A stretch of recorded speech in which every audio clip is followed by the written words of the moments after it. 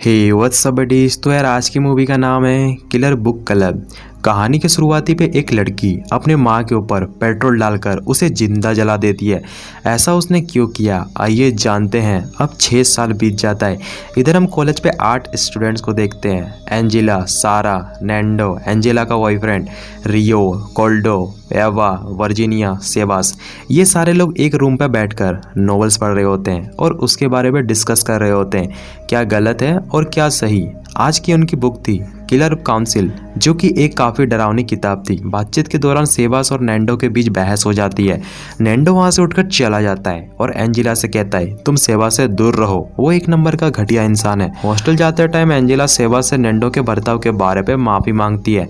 Hostel पहुंचकर Angela अपने class teacher को मेल करती है कि उसे एक किताब लिखनी है, लेकिन कुछ समझ नहीं आ रहा होता कि शुरुआत कहाँ से करे और वो इसके लिए अपने क्लास टीचर से हेल्प मांगती है।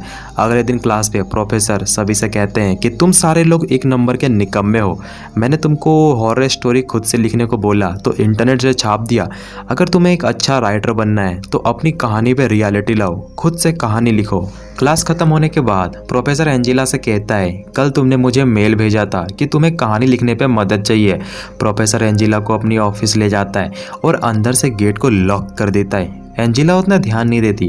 प्रोफेसर बताता है कि अगले महीने उसका अपनी वाइफ के साथ डिवोर्स हो गया था, जिसके कारण वो काफ़ी दिनों से अकेला महसूस कर रहा है। प्रोफेसर एंजेला से कहता है मैं तुमसे काफ़ी ज़्यादा प्यार करता हूँ। एंजेला को कुछ ठीक नहीं लगता है। वो गेट की ओर भागती है, लेकिन वो लॉक था।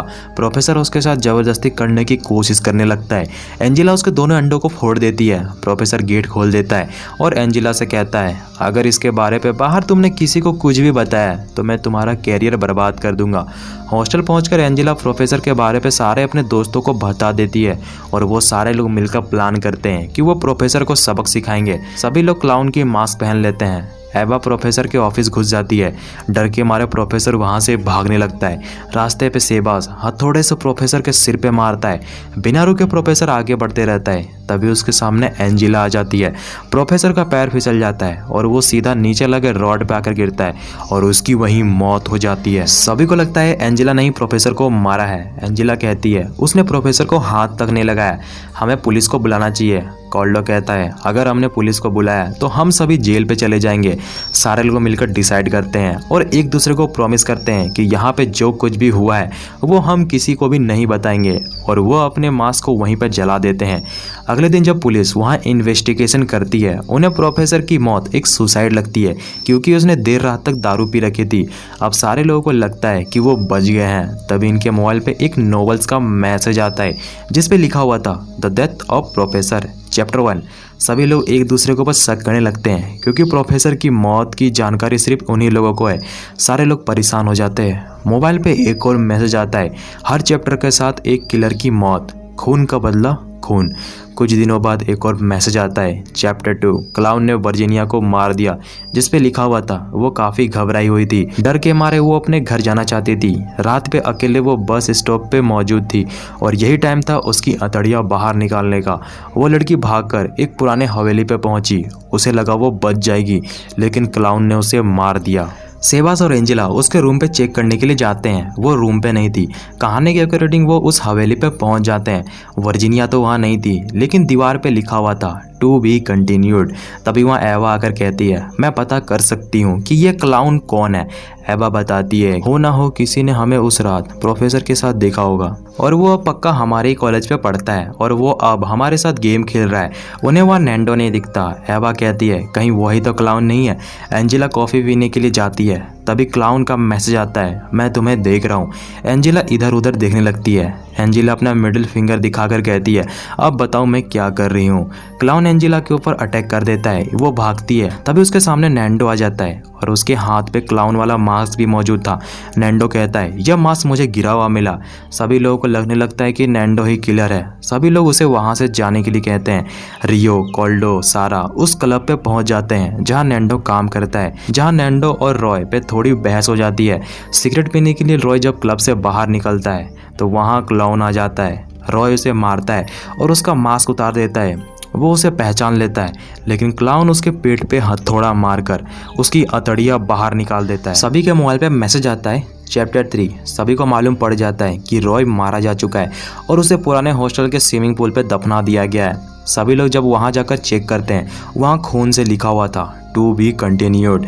रात पे सेबास एंजेला को बताता है कि मैंने जब क्लाउन के सोशल मीडिया हैंडल को चेक किया तो उसने बस एक लड़की को फॉलो कर रखा था जिसका नाम था एलिसा। एंजेला बताती है कि उसने अपनी जो नॉवेल्स लिखी है, यानी किताब जो कि काफ़ी ज़्यादा फेमस हुई थी, वो एलिसा की ही स्टोरी पे बेस्ड है कि उसकी माँ चाहती थी कि उसकी बेटी एक राइटर बने, लेकिन एलिसा को इन चीज़ों पे बिल्कुल भी इंटरेस्ट नहीं था। इसलिए उसने अपनी माँ को उसी बुक स्टोर पे जिंदा जला दिया और उसने मुझसे कहा था कि मैं एक दिन ऐसी नॉवेल्स लिखूंगी जिससे तुम्हें काफ़ी तकलीफ होगी। सेबास को लगता है कि एलिसा ही क्लाउन है। एंजेला कहती है ऐसा नहीं हो सकता क्योंकि वो उस दिन उसी आग पे जल गई थी। ये सब मेरी गलती है, हमें पुलिस को कॉल कर देना चाहिए, नहीं तो वो आगे पता नहीं किसको मारेगा। सेबास कहता है मैं तुमसे प्यार करता हूँ। फिर दोनों टपाटप करने लगते हैं। दूसरी तरफ क्लाउन नैंडो के पीछे पड़ जाता है, लेकिन किसी तरह से वो क्लाउन को नीचे गिरा देता है और उसका मास्क उतारने ही वाला होता है। तभी क्लाउन उसके सिर पे मारता है। किस्मत अच्छी होने के कारण नैंडो जिंदा बच जाता है। हॉस्पिटल पहुंचकर एंजेला नैंडो से माफ़ी मांगती है कि हमारे बीच मिसअंडरस्टैंडिंग हो गई थी। तभी एंजेला कोल्डो की वीडियो को देखती है जो बताता है कि क्लाउन ने वेबसाइट पे एक नई पोस्ट डाली है। उसने सभी को मास्क पहनकर कॉलेज के पीछे वाले मार्केट पे आने के लिए कहा है। जितने भी लोग क्लाउन को फॉलो करते थे वो मास्क पहनकर उस शो पे पहुंच जाते हैं। एंजेला भी अपने दोस्तों के साथ वहां पहुंच जाती है। क्लाउन का मैसेज आता है कि वो लाइव है और वो उन लोगों पे नजर बनाए हुए है। सभी लोग कैमरे पे चल रही वीडियो को देखकर क्लाउन को ढूंढने लगते हैं। सारा गुस्से में आकर एक लड़की का फोन तोड़ देती है। सिक्योरिटी गार्ड्स उसके पीछे पड़ जाता है। सारा भागकर एक गार्डन पे छिप जाती है। तभी क्लाउन का लाइव वीडियो शुरू होता है और उस वीडियो पे सारा थी। क्लाउन सारा को मारने के लिए उसके पीछे भागता है। एंजेला भी ये सब देख रही होती है। वो किसी तरह से उस गार्डन को ढूंढ लेती है। सामने से सारा भाग कर आ रही होती है, लेकिन गेट पूरी तरीके से लॉक होता है। क्लाउन सारा को हथौड़े से पीट कर मारता है और उसकी काफ़ी दर्दनाक मौत हो जाती है। एंजेला यह खबर अपने दोस्तों को बताने जाती है। तभी उसे सामने से क्लाउन आता हुआ दिखता है, लेकिन वो कोल्डो था जिसके गर्दन पे खून निकल रहा था। एवा के हाथ पे हथौड़ा मौजूद था। सारे लोगों को लगता है कि एवा ने ही कोल्डो को मारा है। एवा कहती है यह हथौड़ा क्लाउन ने मुझे दिया था। यह सब देखकर एंजेला वहीं बेहोश हो जाती है। जब उसकी आंख खुलती है, नैंडो एंजेला को एक वीडियो दिखाता है जिसपे क्लाउन ने सेबास को रस्सी से बांध रखा है। नैंडो कहता है हमें पुलिस को कॉल कर देना चाहिए। एंजेला कहती है यह सब मेरे वजह से हुआ है, अगर हमने पुलिस को बताया तो वो उन दोनों को मार देगा। एंजेला जब सेबास को बचाने के लिए जाती है, एवा खून से लथपथ मिलती है। एवा किलर को नाम बता पाती उससे पहले ही उसकी मौत हो जाती है। एंजेला को सेबास कुर्सी पे बंधा मिलता है। एंजेला उस रस्सी को खोलने लगती है। तभी वहाँ नैंडो आ जाता है। सेबास एंजेला से नैंडो को मारने के लिए कहता है। नैंडो कहता है सेबास ही क्लाउन है, यह तुमसे प्यार करता है और सबको मारना चाहता है। तभी सेबास कुर्सी से उठकर हथौड़े से नैंडो को मार देता है। सेबास बताता है कि वही क्लाउन है, उसी ने सबको मारा है ताकि वो एक सच्ची कहानी पे नॉवेल्स लिख सके। मैंने ही प्रोफेसर को मेल किया था तुम्हारे नाम से कि तुम प्रोफेसर से काफी ज्यादा प्यार करती हो। मैंने ये प्रोफेसर को हथौड़े से मारा था जिससे वो लड़खड़ाते हुए नीचे गिर गया था। मैंने एक पूरा प्लान बनाया, कैरेक्टर बनाए। दरअसल सेबास एक साइको राइटर है। एंजेला एक पेन सेबास के मुंह पे घुसा देती है, वहां से भाग जाती है। तभी उसके रास्ते पे एक और क्लाउन आ जाता है जो कि वर्जीनिया थी।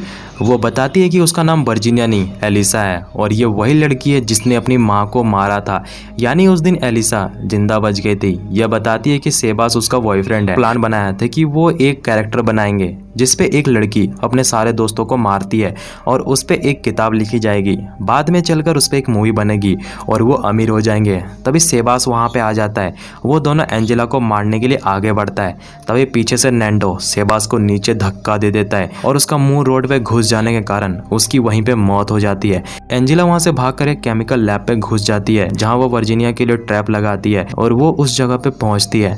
एंजेला उसे जलाकर मार देती है। नैंडो भी जिंदा बच जाता है। एम्बुलेंस और पुलिस वहां आकर पूरे इलाके को सील कर देती है।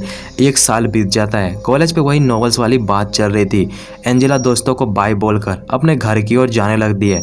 तभी सामने पे एक क्लाउन खड़ा हुआ होता है। अचानक से पूरे कॉलेज के स्टूडेंट्स गायब हो जाते हैं। वो क्लाउन और कोई नहीं वर्जीनिया थी जिसका आधा चेहरा जला हुआ था और वो उसको मारने के लिए आगे बढ़ती है और इसी के साथ मूवी यहीं पे डी एंड हो जाती है।